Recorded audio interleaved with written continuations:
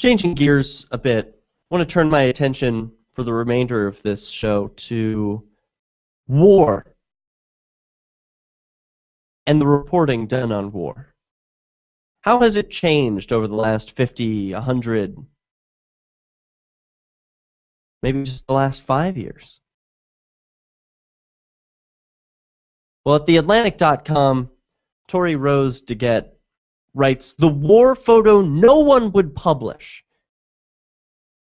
When Kenneth Durack photographed an Iraqi man burned alive, he thought it would change the way Americans saw the Gulf War.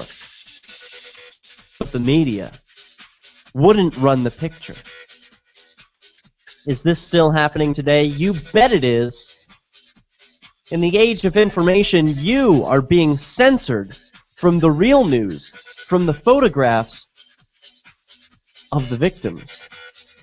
And isn't that what largely contributed to the end of Vietnam? This is Peace News now. Now let's return to the story of the war photo that no one would publish. This is important because it's important to remember how much censorship still exists in the age of information, that we're not seeing the victims, we're not seeing what's happening around the world, these wars for which, quote-unquote, we are somehow personally responsible. Reading from theatlantic.com. The Iraqi soldier died attempting to pull himself up over the dashboard of his truck. The flames engulfed his vehicle and incinerated his body, turning him to a dusty ash and blackened bone. In a photograph taken soon afterward, the soldier's hand reaches out of the shattered windshield, which frames his face and chest. The colors and textures of his hands and shoulders look like those of the scorched and rusted metal around him. Fire has destroyed most of his features, leaving behind a skeletal face, fixed in a final rictus. He stares without eyes. On February 28, 1991, Kenneth Durack stood in front of the charred man, parked amid the carbonized bodies of his fellow soldiers, and photographed him. At one point, before he died this dramatic mid-retreat death, the soldier had had a name. He'd fought in Saddam Hussein's army and had a rank and an assignment and a unit. He might have been devoted to the dictator who sent him to occupy Kuwait and fight the Americans. Or he might have been an unlucky young man with no prospects, recruited off the streets of Baghdad. Jarek took the picture just before a ceasefire officially ended Operation Desert Storm, the U.S.-led military action that drove Saddam Hussein and his troops out of Kuwait, which they had annexed and occupied the previous August. The image and its anonymous subject might have come to symbolize the Gulf War. Instead, it went unpublished in the United States, not because of military obstruction, but because of editorial choices. It's hard to calculate the consequences of a photograph's absence, but sanitized images of warfare. The Atlantic's Connor Froderoff argues, make it easier to accept bloodless language, such as the 1991 references to surgical strikes, or modern-day terminology like kinetic warfare. The Vietnam War, in contrast, was notable for its catalog of chilling and iconic war photography. Some images, like Ron Herbel's picture of My Lai Massacre, were initially kept from the public.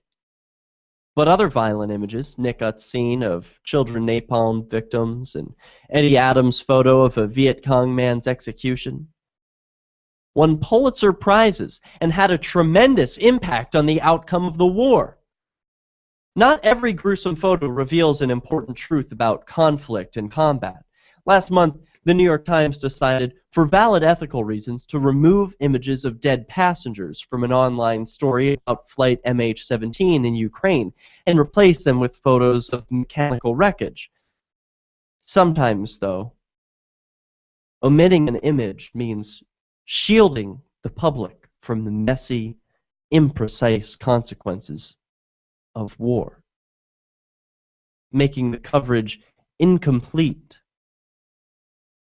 and even deceptive. In the case of the charred Iraqi soldier, the hypnotizing and awful photograph ran against the popular myth of the Gulf War as a video game war, a conflict made humane through precision bombing and night vision equipment.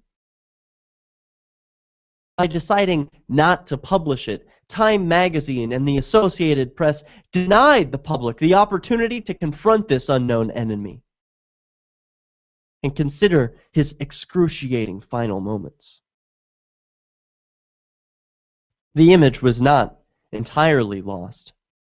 The Observer in the United Kingdom and Libération in France both published it after the American media refused.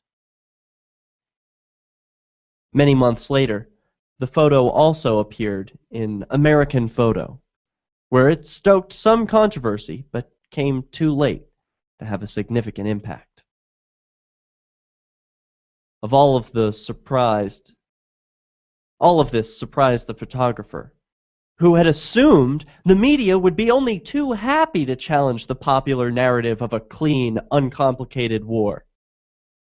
When you have an image that disproves that myth, he says today, then you think it's going to be widely published.